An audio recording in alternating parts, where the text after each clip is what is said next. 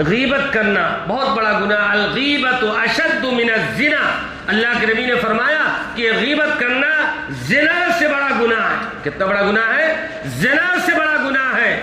کیوں؟ ایک آدمی کی شکایت ایک آدمی کے پیچھے وہ کر رہا ہے، گویا کہ اس آدمی کی عزت کو خاک میں ملا رہا ہے، اس آدمی کی عزت کو پامال کر رہا ہے، اس آدمی کی عزت کو دوسرے کے سامنے لیلام کر رہا ہے۔ اور اللہ رب العالمین فرما رہے ہیں خبردار خبردار، وہ میرا بندہ ہے، میری نگاہ میں وہ کیسا تمہیں معلوم نہیں ہے، تم اس کی غیبت کر رہے ہو۔ تو اللہ کے نزدیک معلوم یہ ہوا کہ اللہ کے کسی بندے کو تکلیف پہنچانا یہ بہت بڑا جرم اس لیے ہے کہ وہ اللہ کا بندہ ہے، ہو سکتا ہے اللہ کی نگاہ میں مقرب ہو اور اس کی ہم غیبت کر رہے ہیں، اس کی چغلی کر رہے ہیں، اس کی عزت کو نیلام کر رہے ہیں، اس کی شکایت کر رہے ہیں۔ آج افسوس کے ساتھ یہ کہنا پڑتا ہے مسلمانوں کی کوئی اجلس ایسی مجلس نہیں جس میں ہماری غیبت سے بڑی نہیں ہوتی۔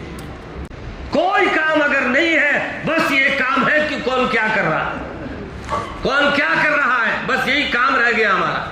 دنیا کہاں سے کہاں پہنچ گئی جی۔ پانی کے آسمان سے قطرے برستے ہیں لیکن سب جب نیچے آتے سب ایک ہو جاتے۔ جس ایک پلیٹ فارم پر ہمارے اور آپ کے آقا صلی اللہ علیہ وسلم نے امت مسلمہ کو جمع فرمایا تھا اور توحید کی دعوت دیا تھا اور توحید کا پیغام دیا تھا، کبھی بھی ایک ہو کر رہنا۔ آج مسلمان نہ جانے کتنی تفریقوں میں ہم بٹے ہوئے اور بٹتے جا رہے ہیں، کوئی مسلک میں بٹا ہوا، کوئی خاندان میں بٹا ہوا، کوئی حسب و نسب میں بٹا ہوا، کوئی کسی کی ترقی کو دیکھنا پسند نہیں کرتے۔ کیا ہو گیا ہے؟ اللہم احفظنا۔ میرے دوستو اور بزرگوں، اللہ کے نبی جناب رسول اللہ صلی اللہ علیہ وسلم نے 20 پر 3 سال کی محنت میں ہمیں ایک پلیٹ فارم پر جمع کیا تھا۔ جماعت کی نماز کیوں میں شروع ہوئی؟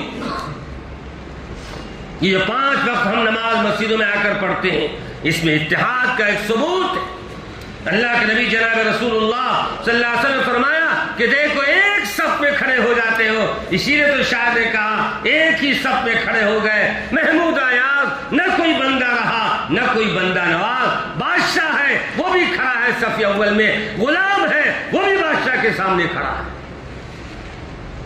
کوئی امتیاز نہیں ہے، کوئی فرق نہیں ہے، فرق تو آروں میں ہے۔ لیکن افسوس، سب افسوس مسلمانوں پر جس ایک ملت کو، جس ایک پلیٹ فارم پر اللہ کے نبی جناب رسول اللہ صلی اللہ علیہ وسلم نے ہمیں چھوڑا تھا، آج ہم تفریق ہو گئے، آج ہم بٹ گئے اور غیر متحد ہو گئے۔